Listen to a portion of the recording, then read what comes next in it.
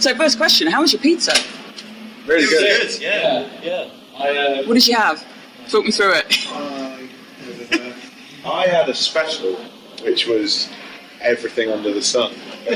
Nice. Like beef, peppers, onions, no mushrooms, which is always good. What? Yeah, I like mushrooms. They're alright. I'm with you. Mushrooms are the fungus of the devil. Yeah. They're alright if they're really thin. So, Good interview, yeah. it is a good interview, yeah. We started well. We started with pizza, always a good start. You're playing alongside Nervous, I told you I'd eat you in Fresh. Bit of an odd lineup. How did this come about? So I look after the band's Twitter and spend most of my time, like a weird amount of my time, just like mugging people off and chatting to bands, and it's done some like really cool stuff for us. So like we met our friends like Telepathy through that, and then did shows with them, and also ended up like chatting to Em from Nervous, and she was like, "Do you guys want to come and play our release show?" And we're like, firstly it was like, "Are you sure?" And then secondly, obviously yes. Like, have you got other heavy bands on the lineup? She was like, "Yeah," and no, there are not. So yeah, we were talking about what we're going to do, and we just decided to pick our most like obnoxious, gnarly set list. Nice. That doesn't really make any sense, and just go for it, because whatever we play, it's not going to be particularly appropriate. Okay, do you feel it's going to be well received? So, how the point you go? Bad times. Out of anywhere before. No. This is real rock and roll shit. Yours. Can you cut that in? Yeah. What do? Let's just hope we can hear anything. In my car. How It's far basic. away is your car? It's round left. Let's do it. Okay, let's do that. Big car. Well, let's just keep recording. Sorry, we're See going what we find on the street. We're not going to kidnap you, we promise. Ah, sorry. Oh, It's all right. I've had a good life. I'm all right. I'm ready to go. Yeah. How are we doing this? We're just getting in the boot. Get in. Get in the boot. Get in the back of the van. Yeah, you take the proper seat. Oh, thank you. It worked out. Brady's just going to trap his own head in the boot. Oh, God. It's not going to go well. Oh, I know, he's nailed it. Okay. Nearly died. Okay, nice. You know, cosy almost. Now we've got to ask some real questions. We've got to be sensible now. So, I'm very interested to know, 2018 has been a pretty exciting year for you guys. Your, obviously, debut album dropped in March, which was fantastic, to pretty critical acclaim in the press, lots of award nominations. How are you finding this whole piece? It's a bit crazy? Yeah, a bit mad. I still don't know what's going on. I still don't know why everything's happening. Like, it's wicked, everything that is happening, but you don't expect it especially when you're a kid and you have these sorts of dreams. Like, you sit there and you think, oh yeah, it'd be wicked to like play this venue and play this festival and this and that, and then it happens. You're like, oh, I've actually got to do it now. Like, this is odd. But yeah, anyone else? How's it been for you, Connor, as an integral part of the band from day one? I feel like I've carried you all. This is what I get for it. No, it's weird because something cool will happen, like the album will come out, everyone loves it, that sort of thing, and just as you sort of get over that hill, like something else will come along, and so at the moment we're sort of in a constant state of wicked, and just sort of turning up and doing things the best we can, and everyone seems to be really enjoying it. Well, I was going to ask that, how weird is the increased attention? I mean, it must be... I get spotted down the supermarket all the time. Just in Tesco, just in that freezer aisle, Exactly. and then somebody's coming along, they want an autograph. Right, I'm just trying to pick my meals. I got recognised at Download. I was like, can you give me some fucking space? Please! My dad knows who I am. Yeah. That's recognition. No, it is weird. Like, we don't really see much. Like, obviously, like, you tell people at work you're in a band and they're like, oh my god, that's awesome. Like, why are you working here? And I'm like, because I'm in a band. Like, it kind of gets more difficult, because I wouldn't say what we do is difficult, but it takes a lot more of your life over when you start to get like a little bit of success. And I don't want to sound like I'm complaining in any way, because everything we get to do is fucking sick, but it's not really particularly glamorous. Like, you get half an hour on stage where you're like, this is the coolest shit in the world. I mean, look, we're doing the interview in my car. Like, the rest of it's mainly just like moving cabs around, which is sick, I'll admit. But yeah, I've done really badly with this answer, I won't lie. You have.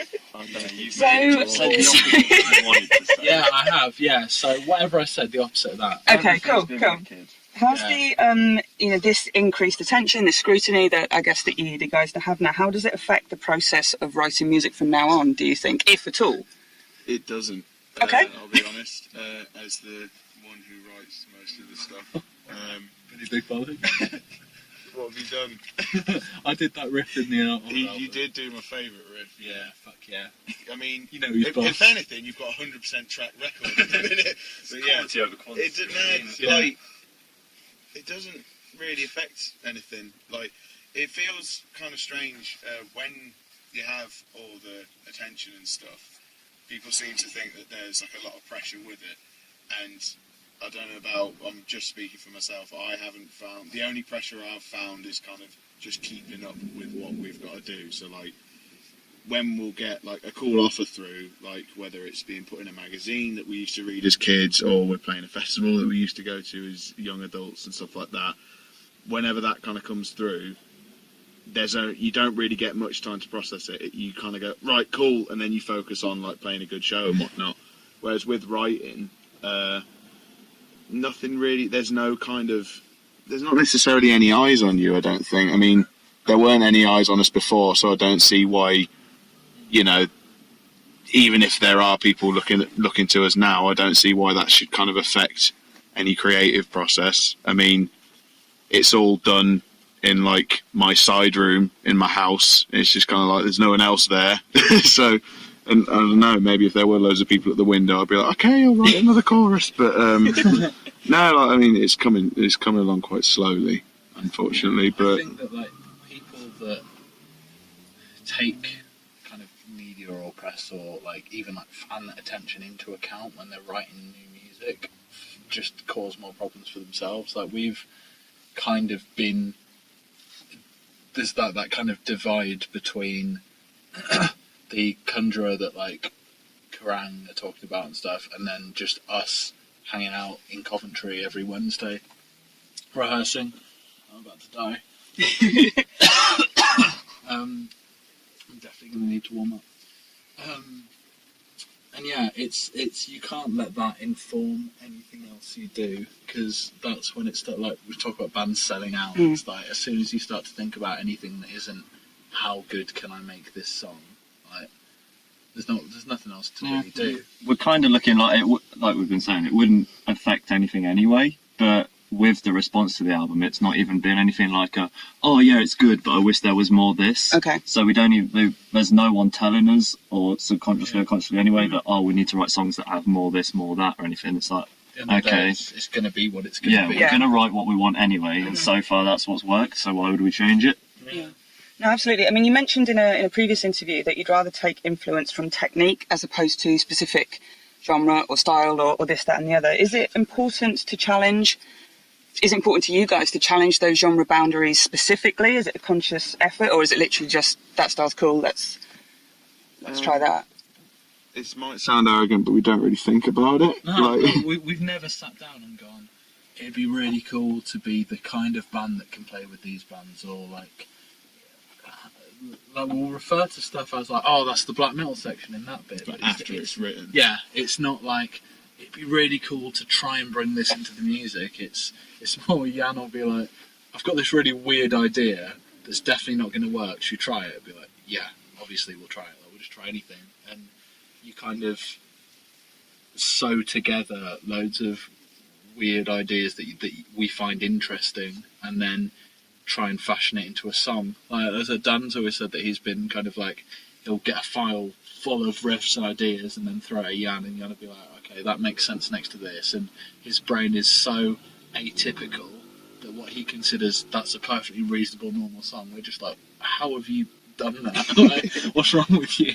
Is it a democracy in the rehearsal room or in the writing room? As long as you agree with Jan, yeah. Yeah, we try to make it as much of that as possible. Like, because if ever we're playing a song and say 3 of us really like it and 1 doesn't, even though the general thing is, well, majority of us like it, so that 1 person has to lump it, I still feel bad 'cause it's like, I don't know, I feel like I'm kind of taking, however long that song is, say it's a 10-minute song, I feel like I'm taking 10 minutes of someone's enjoyment away, like during a set, if they're not massive on a song.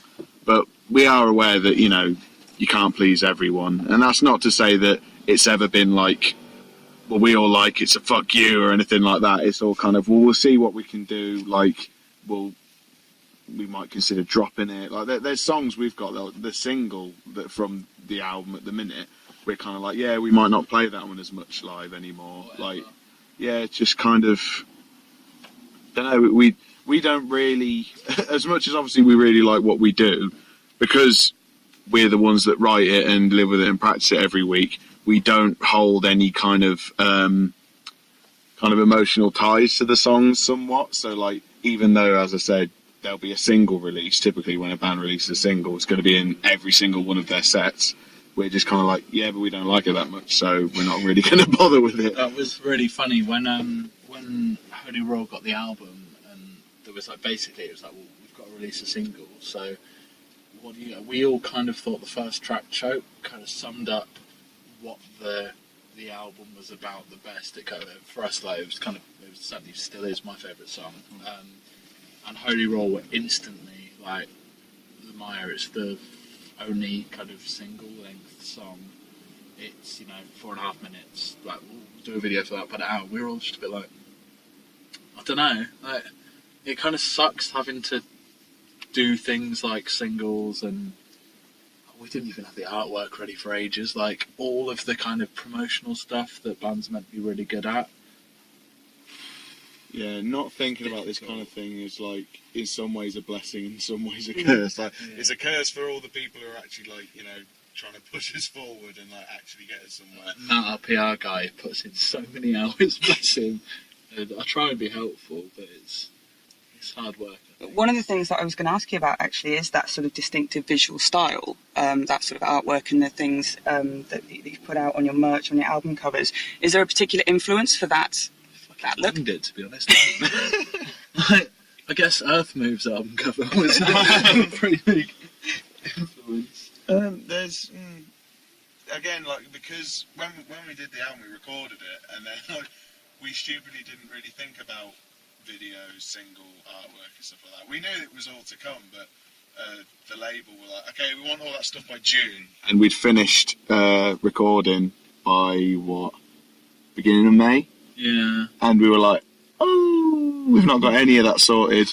Right, let's get to it. And the thing is, because we all try to make it as much of a democracy as possible, and we're all extremely different people with different tastes and stuff like that. Like, some of the things that I'll like the most in terms of artwork, Brady won't like, and vice versa. It just kind of,